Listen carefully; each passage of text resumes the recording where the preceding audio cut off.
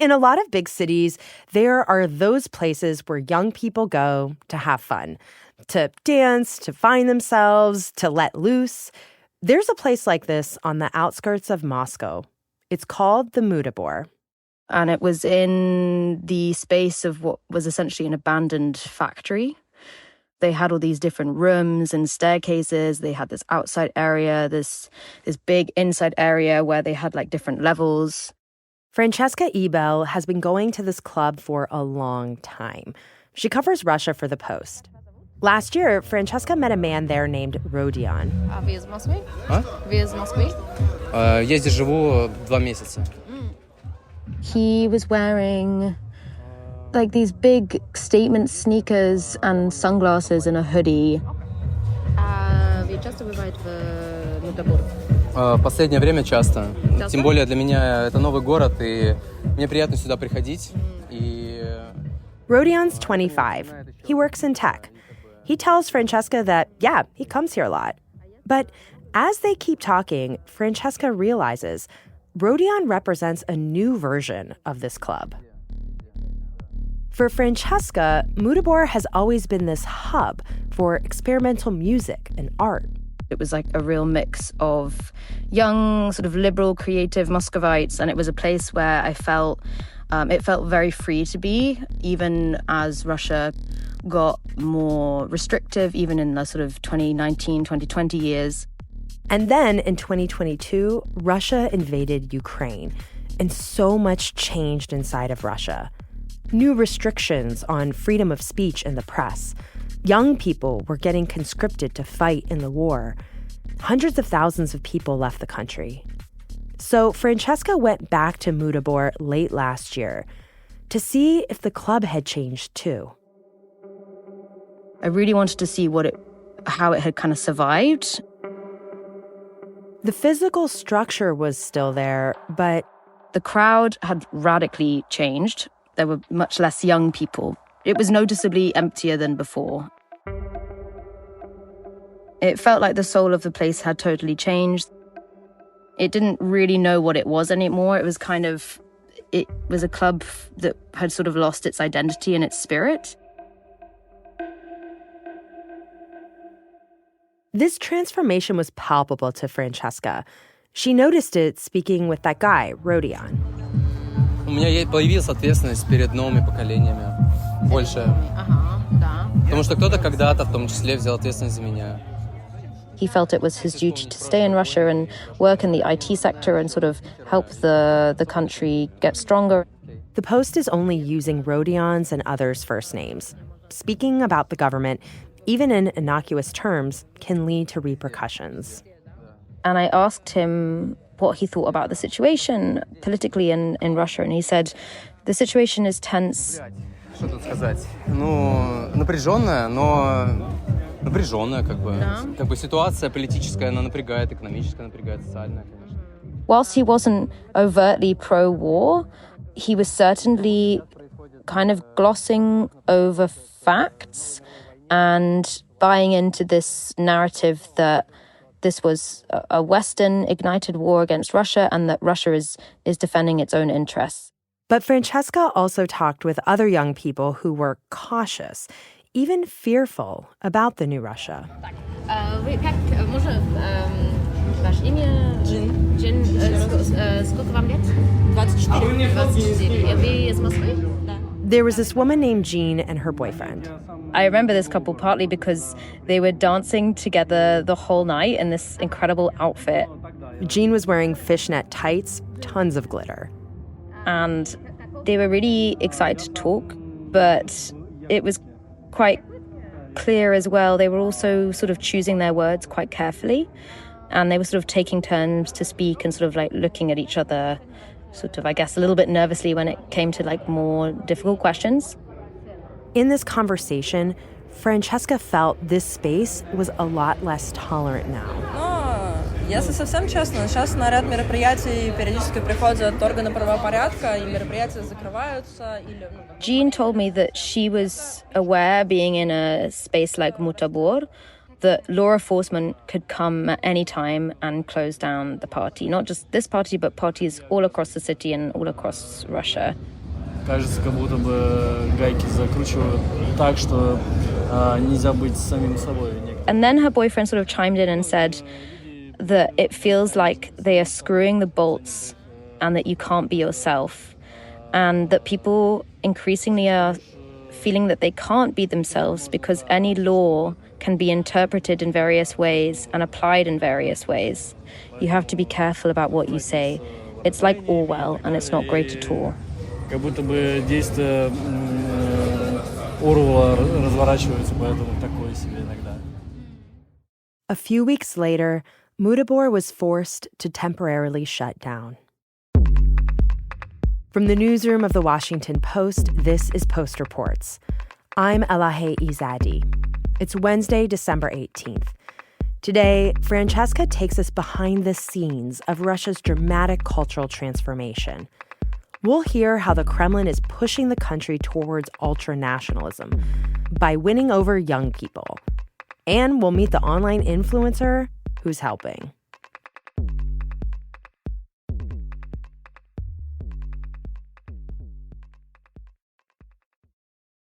So, Francesca, you were telling us about the transformation of this nightclub just right outside of Moscow. It was then shut down for a few months. Can you tell me more about what happened?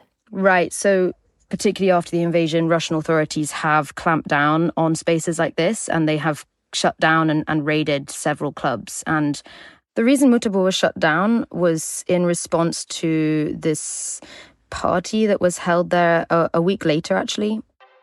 It was organized by a famous Russian influencer and a sort of entourage of quite famous celebrities and pop stars. It was called the Almost Naked Party. So attendees sort of wore quite sexy, scantily clad outfits. 24 hours passed. And there was this huge backlash from Russian conservatives and sort of religious activists and propagandists who said that this amounted to what they called gay propaganda, that it was deeply insulting to the soldiers fighting on the front lines for the defense of Russia. Whilst in Moscow, there are all these sort of celebrities prancing around in these sexy outfits that does not adhere with what they call traditional Russian values. And this was quite an interesting moment because it showed that there was still a portion of Russian society, or this Russian sort of celebrity elites, that felt that they were untouchable before this, that they felt that they wouldn't be affected by the sweeping changes that have occurred in Russian society since the invasion. And the fact that there was this backlash really showed the extent to which Russian society has changed and the consequences for literally anyone now who crosses those lines that have been created since the invasion. Yeah, even those people who thought they had been untouchable before. Exactly. And it's not just the club we talked about at the beginning, it's other places too, right? Yeah, it's happening in all spheres, really. It's happening in the cultural sphere, it's happening in the ballet world, in the cinema world, amongst Russia's writer community. It's happening also in the scientific community and the education institutions across Russia. It's really happening in all levels of society. And when we talk about the Kremlin's push toward ultra-nationalist patriotism, what is meant by that? What are the aims within that, and what does that look like? What does it mean to be an ultra-nationalist patriot in Russia right now? Generally, there's this process happening in Russia at the moment where young people are having to pick a side. They have to either pick the side of the Kremlin and sort of be performatively patriotic and join the youth club, become a sort of volunteer on the front line or a local politician or a propagandist. That means that you have to perform at being sort of ethnically Russian. It means that you have to perform at being sort of Orthodox Christian, perform at being straight. And if you don't do that, you're not going to get rewarded either professionally or even in your sort of education. Mm-hmm. On one hand, it's kind of surprising to me because when I think of young people in any country, I usually think of them as the ones who are most likely to rebel and push against the status quo.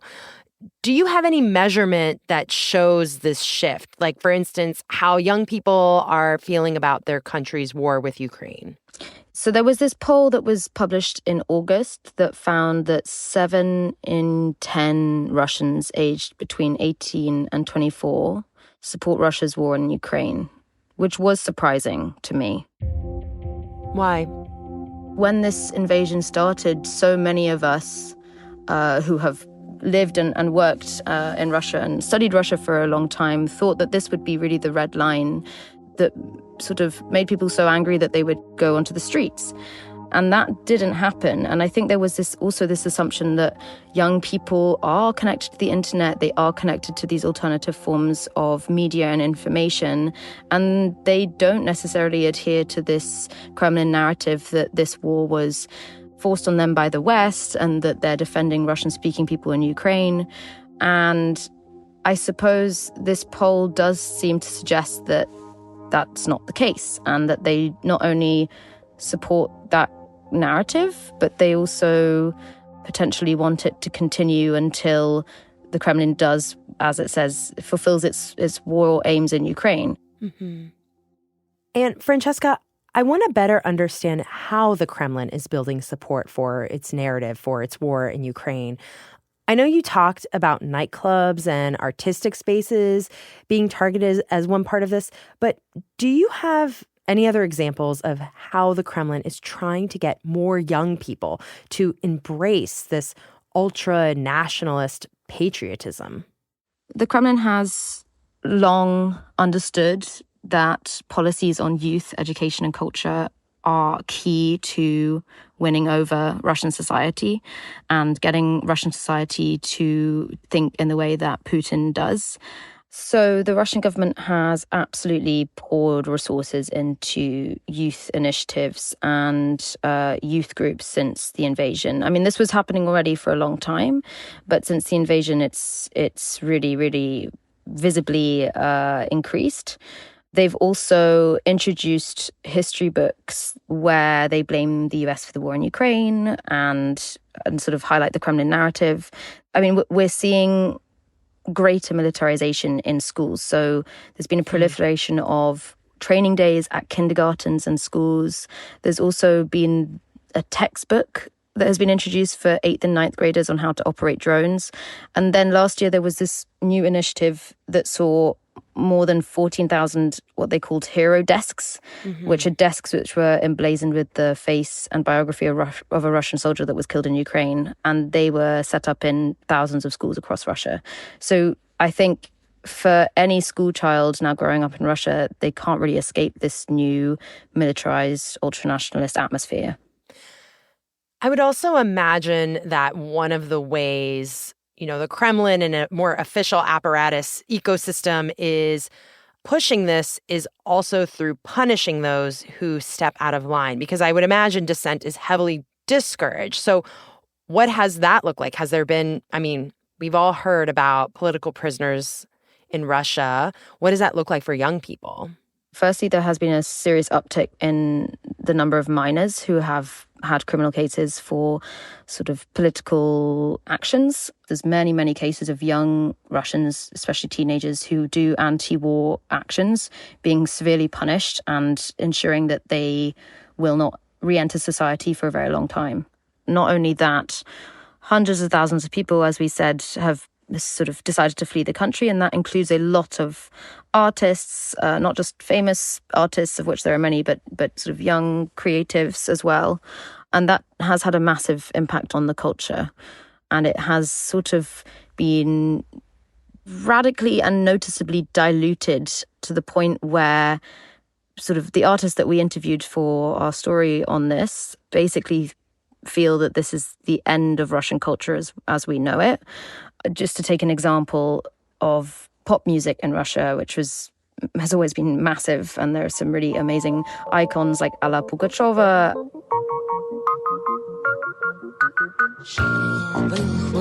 Russian pop star Alla Pugacheva, a Soviet and post-Soviet icon, has denounced the war in Ukraine. And Zemfira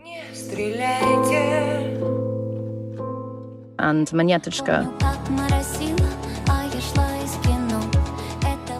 who all fled the country after the invasion because they had an anti-war position. And in their place, I mean, there's just this sort of gap. There's no one really replacing them except this guy called Shaman.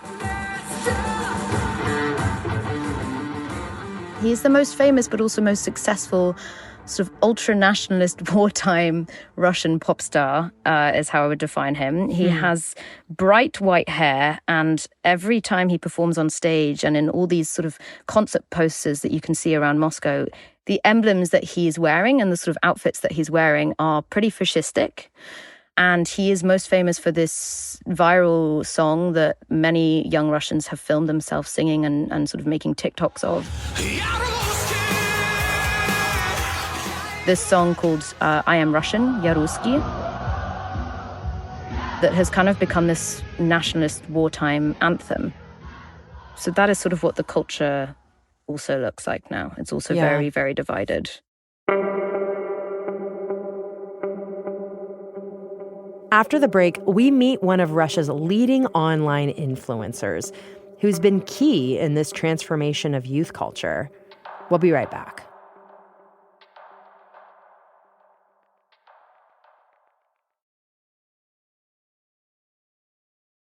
Francesca, you've laid out some of the more obvious, overt ways that the Kremlin is trying to transform youth culture, like through official programs and school curriculums and arrests.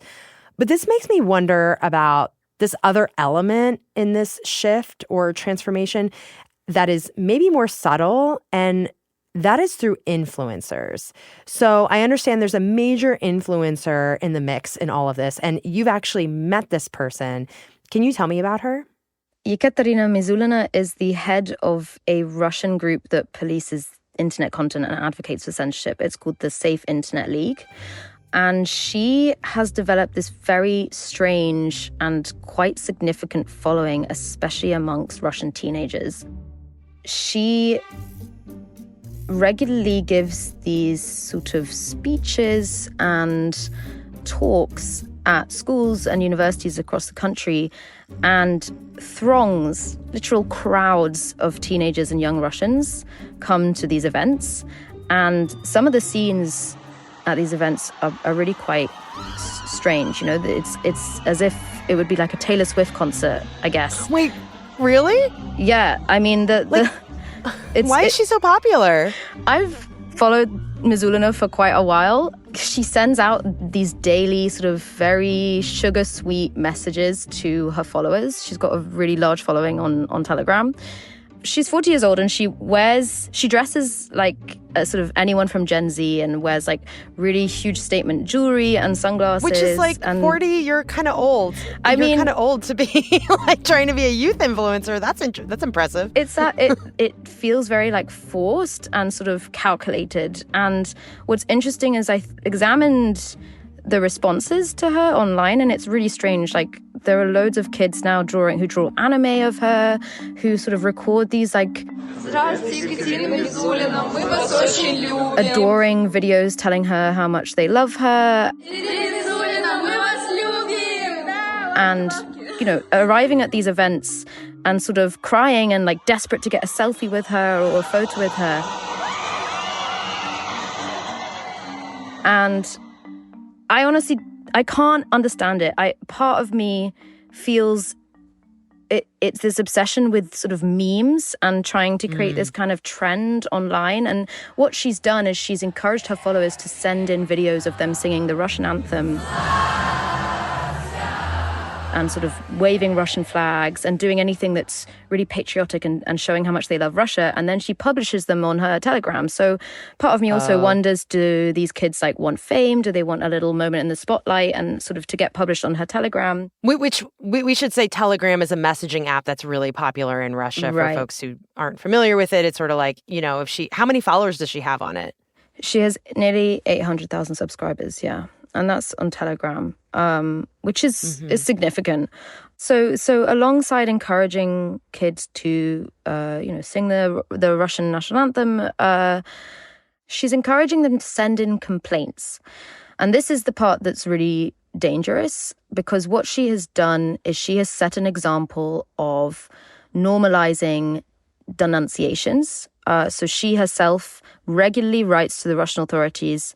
The famous case is of her writing a report to the Russian authorities after a young Russian TikToker published a video of himself supporting Ukrainians. I think he sang the Ukrainian national anthem.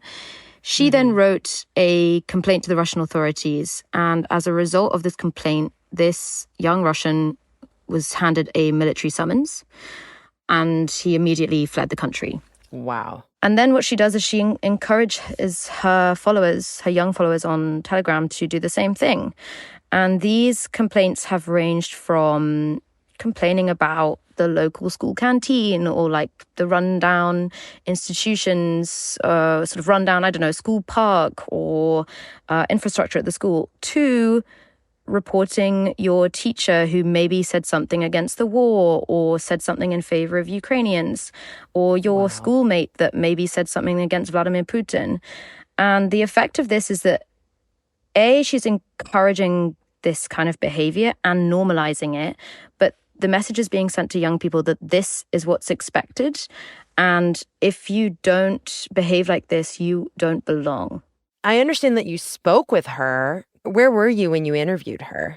So I interviewed Mizulina in December last year, and I went to her office in Moscow, and we had set up this interview in advance. And when I arrived into the room where I was supposed to interview Mizulina... So tell me, how does your day look usually? You just set it up? It's normally unpredictable because there was a cage full of birds in the room, which kind of kept interrupting the interview. And Mizulina herself was dressed head to toe in black with these incredible, like, silver rainbow shoes that I just was kind of fixated by. And she was done up to the nines, like, sort of had, like, makeup artists there and everything. And I receive thousands of letters daily with the links, with the videos, and, well, we have to take action. We have to react. We have to save people from seeing that, because some of the... And what is Mizulina telling you here? So she's saying two things. Firstly, she's talking genuinely about her project, which is to ensure that there is what she calls a sort of safe environment on the internet for young people. And in the interview, I kept trying to understand how she defined that. And she kept repeating that it was to do with violent content. Killing of people, to abuse on animals, abuse on kids. So this is the worst. Videos of murder or abuse or sexual abuse. And that is genuine. I think the issue is that she and a lot of Russian officials often expand that definition to include other things. So this could be LGBT content or anything perceived to be LGBT friendly. It could be content that is possibly in favor of Ukraine or anything which Russia now deems sort of terrorist organizations. Let's remember that Russia deemed political opposition groups as extremist organizations, right? So in theory, it sort of gives them this license to censor and restrict any content that they deem to be against the Kremlin or against Putin or against the war. Mm-hmm. Have pro-Kremlin voices like Mizulina become more dominant since the war has begun, when we're thinking about Russian culture and its movement? I think they've definitely become dominant since the invasion, in part because other voices have been eradicated or exiled. And also, Russia has gone to great lengths to try and shut down or slow down sites like YouTube or any of these other sites where Russians could get access to alternative figures, especially opposition figures. So by virtue of that, yes, they have sort of become more dominant. But the question is whether people are buying it and are supportive of it. And if so, why are they supportive of it? Because with the Mizulina case, it could be a confluence of many different factors, not just the fact that young people are supportive of the war or Putin, but of this kind of trend almost that may take still a bit of time to fully understand.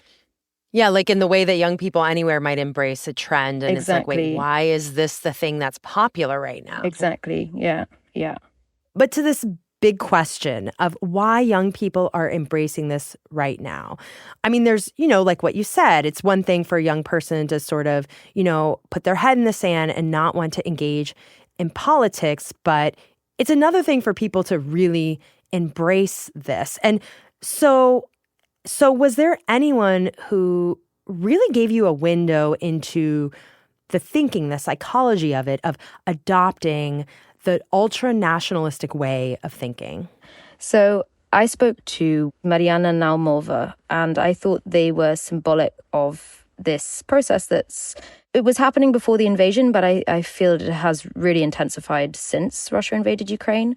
Mariana is a very young propagandist. She works for Russia's flagship state TV channel called First Channel. And she used to actually be a child prodigy powerlifter and had zero experience in journalism. But literally a month after the invasion started, she got a call from a producer of First Channel, and she was asked to become a war correspondent. And she was sent... Wait, what? Yeah. So she was 23 at the time, zero experience in journalism. And now she's really one of the freshest faces of the wartime propaganda machine. So she was sent to cover the siege of Mariupol. Вот такие подарки присылала Украина своим гражданам. She covered the Battle of Bakhmut. She most recently was covering Ukraine's attack on Kursk region. I've talked to her. I've interviewed her several times now, and I've tried to sort of understand her perspective. And I think she does, to an extent, believe what she is saying in these reports. And she's saying things that, like, for example, that Ukrainian forces are attacking their own civilians, that during Mariupol, Ukraine was shelling its own civilians and was trying to kill Ukrainians, for which there was no evidence. And it was Russian soldiers who had surrounded this Ukrainian city, right? But if you actually start to question her on her logic of that, she starts to slightly lose a sense of the facts and the logic behind that argument. I think more likely she is an opportunist, and she has understood that she has to fully commit to this new system and this new career path that she's already sort of gained from at such a young age, and will continue to gain from the more that she continues along this path. But it's really the only way that you can thrive and survive in this new system. Mm-hmm. I'm wondering, for you, as someone who has spent a lot of time in Russia, and then I'm actually astounded, you were able to go inside of this country and report that a place that is hostile to journalists and Western journalists. Where does your reporting leave you? How are you feeling after reporting on this transformation of a place that, you do know well? It has been incredibly fascinating, but also pretty alarming to go back to Russia since the invasion. It's so different. It's, I used to live in Moscow for a very long time, and the city, just taking Moscow as an example, the city that now remains, it's as if the spirit has been sort of completely eradicated. It's kind of been gutted, and it was much like the feeling I got when I went to the club of Mutabor, which is a smaller example. But the reporting that I've done since I've come back has really revealed to me a country that has radically shifted and become much more paranoid, and frankly, more that the time goes on, more convinced of this narrative that it is fighting a war with the West, and that it does need to sort of become its own sort of strong, sovereign, even isolated power that doesn't need the West anymore, and that needs to align with other powers like China and Iran. Mm-hmm.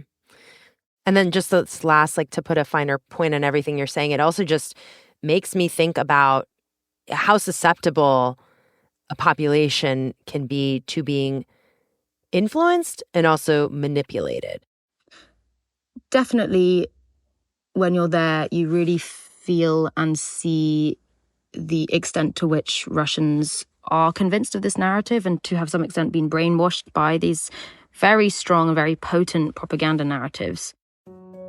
And it's very difficult to sort of put out a counter-narrative, I guess, especially when you talk with people whose relatives, sons, husbands are fighting on the front line, and you talk to people who have lost their loved ones, especially those who have lost their loved ones and have been told that they have been killed by Western-supplied weapons, right? Mm-hmm. How do you tell someone who has had that experience that they're not fighting a war with the West? Of course they believe that. Everything that's happening is convincing them more of this narrative. Mm-hmm. As you said, the longer this country is isolated and the longer there is this messaging that, Russians are evil, Russians are bad, this is reflected a lot in sort of Western politicians' language and statements. And I think the messaging that people are getting inside Russia is, we are isolated from the rest of the world. And why wouldn't we join this narrative which celebrates being Russian and celebrates our country as a great country and one that is, defending these values and defending what they call our land, and sort of being heroic and strong, rather than sort of shaming it and telling us constantly that we're bad. So, Francesca, you've walked us through how powerful this propaganda is and the Kremlin playbook for cultural change. But I do wonder about one final piece of this, and that is, how can we account for individual people's agency to come to their own conclusions about things? I mean, we're talking about how these young people are influenced by all these forces, but how do you account for the agency that individual people have to come to their own conclusions about what they think and feel about the world? I was really struck by one of the conversations that I had in Mutabor that night, which was with this young 24-year-old called Arseny. Меня зовут Арсений, мне 24 года.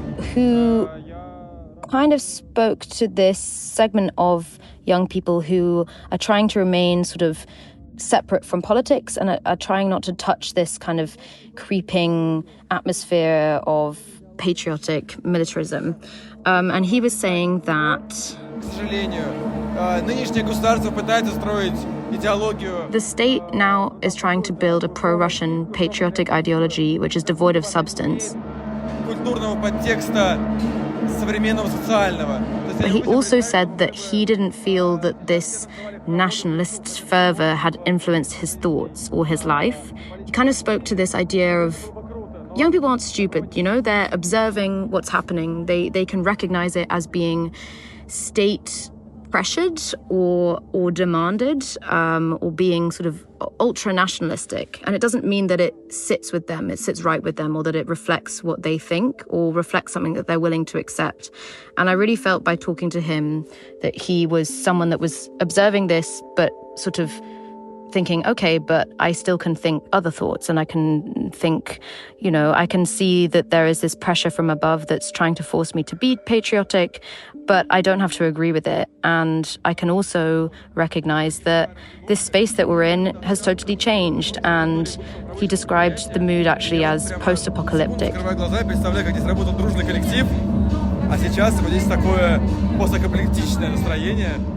But he felt that he could inhabit multiple spaces, and he felt like he had the agency to do that. Francesca, thank you so much for sharing all of your deep reporting with us. I really appreciate it. Thank you very much. Francesca Ebel is a Russia correspondent for The Post. Since my conversation with Francesca, we've learned that Russian authorities have conducted several intense raids of popular nightclubs around Moscow. 3 weeks ago, Mutabor and other clubs, including a popular LGBT venue, were raided. Police said the raids were, quote, a fight against LGBT propaganda. Francesca's reporting is part of the Post's investigation into how Putin is harnessing the war in Ukraine to transform his own country. The series is called Russia Remastered, and it looks at how Putin is changing the education system, the role of women, all for the goal of fulfilling his vision of a restored superpower. Find a link to this series in our show notes.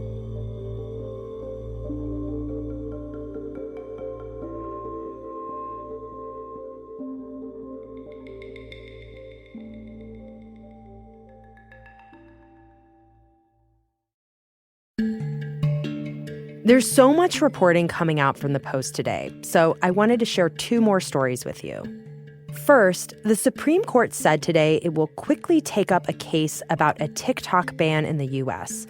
The court will consider the constitutionality of a federal law that would shut down the wildly popular social media platform, unless it divests from Chinese ownership by January 19th.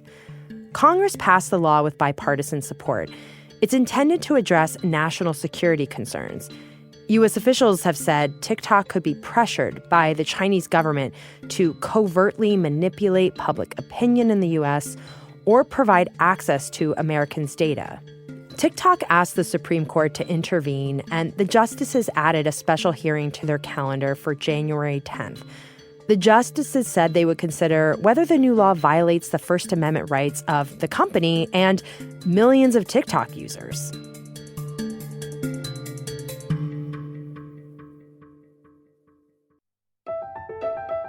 And an Alabama woman just became the third human ever to receive a genetically engineered pig's kidney. Doctors at NYU Langone Health on Tuesday announced the successful surgery.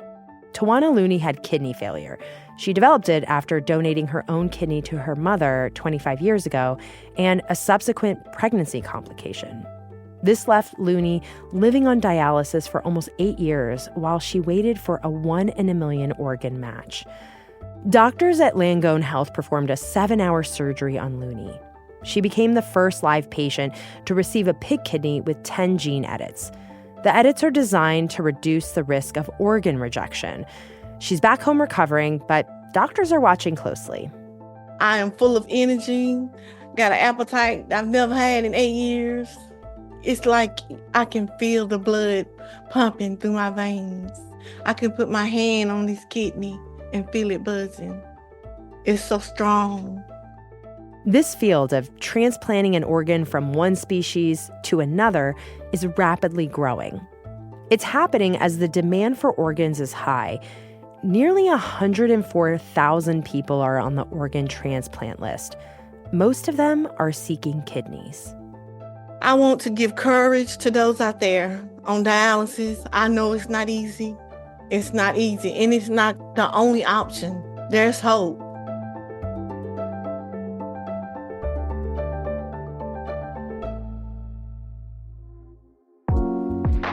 That's it for Post Reports. Thanks for listening. If you want to show your support for the show, please subscribe to The Washington Post.